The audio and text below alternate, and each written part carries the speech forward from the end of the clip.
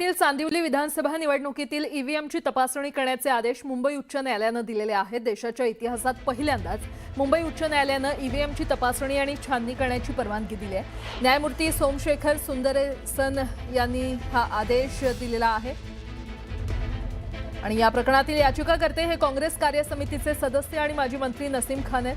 2024च्या विधानसभा निवडणुकीत शिवसेनेचे उमेदवार दिलीप लांडे यांनी चांदिवली मतदारसंघातून नसीम खान यांचा पराभव केला।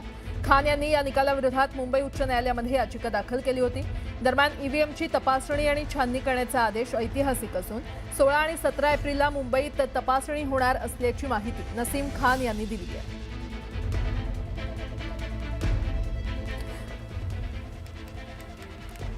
आणि या संदर्भात अधिक माहिती देत आहेत आमच्या प्रतिनिधी सुस्मिता भदाणे आपल्यासोबत जोडल्या गेलेल्या आहेत। सुस्मिता, चांदिवली विधानसभा निवडणुकीतील खरे तर ईव्हीएमची तपासणी करण्याचे आदेश मुंबई न्यायालयाने दिलेले आहेत, काय अपडेट?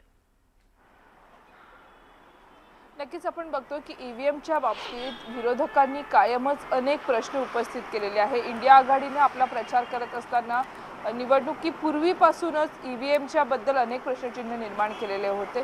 चांदिवलीच्या परिसरामध्ये सुद्धा अशाच पद्धतीने ईव्हीएमचा गैरवापर करण्यात आला, ईव्हीएममध्ये अनेक फेरफार करण्यात आले, अशा पद्धतीची तक्रार नसीम खान यांनी दिलेली होती। दिलीप लांडे यांच्या विजयानंतर नसीम खान यांनी न्यायालयामध्ये जाऊन याकरता जाब मागितलेला होता आणि यानंतर काल मुंबई उच्च न्यायालयाने अतिशय महत्त्वाचा निकाल दिल्याचं आपल्याला पाहायला मिळते।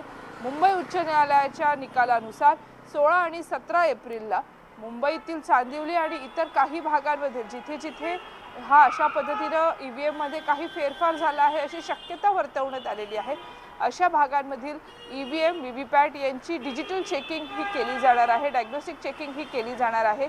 याच्यामध्ये या ईव्हीएम मशीनमध्ये काही फेरफार करण्यात आले आहेत का, ईव्हीएम हॅक होऊ शकतं का, अशा अनेक मुद्द्यांना तपासणी केली जाणार आहे। दुसरा महत्त्वाचा मुद्दा म्हणजे या सगळ्या निकालातनं एक गोष्ट स्पष्ट झालेली आहे, निवडणूक आयोगाच्या कामावरती ताशेरे ओढण्यात आलेले आहेत। व्हीव्हीपॅट आणि निवडणूक यंत्रणा कशा पद्धतीने राबवली जाते यावरती सुद्धा ताशेरे ओढण्यात आलेले आहेत। नसीम खान यांना एक प्रकारे हा दिलासा देण्यात आलेला आहे कोर्टाकडनं। या संपूर्ण तपासणीपूर्वीच मागील जे इंटरिम आदेश देण्यात आलेले होते त्यामध्ये हे सर्व व्हीव्हीपॅट सेव्ह करावेत, त्यातला डेटा कुठेही पुसला जाऊ नये अशा पद्धतीच्या सूचना सुद्धा कोर्टाने दिलेल्या होत्या आणि त्यानंतर चांदिवलीमधील या सगळ्या व्हीव्हीपॅटचं ईव्हीएमचं तपासणी केली जाणार आहे। या तपासणीतनं काही महत्त्वाचे निष्कर्ष समोर आल्यास त्यातनं ईव्हीएमच्या विश्वासार्हतेवरती सुद्धा प्रश्नचिन्ह निर्माण होईल। हा अहवाल नंतर कोर्टाला सादर केला जाणार आहे, परंतु जो आजपर्यंत विरोधकांनी ईव्हीएमच्या बाबतीत प्रश्नचिन्ह निर्माण केलेलं होतं त्या बाबतीत कोर्टाचा हा महत्त्वाचा निकाल मुंबई उच्च न्यायालयाने काल दिल्याचं आपल्याला पाहायला मिळालं। सुस्मिता, धन्यवाद या संपूर्ण माहितीसाठी।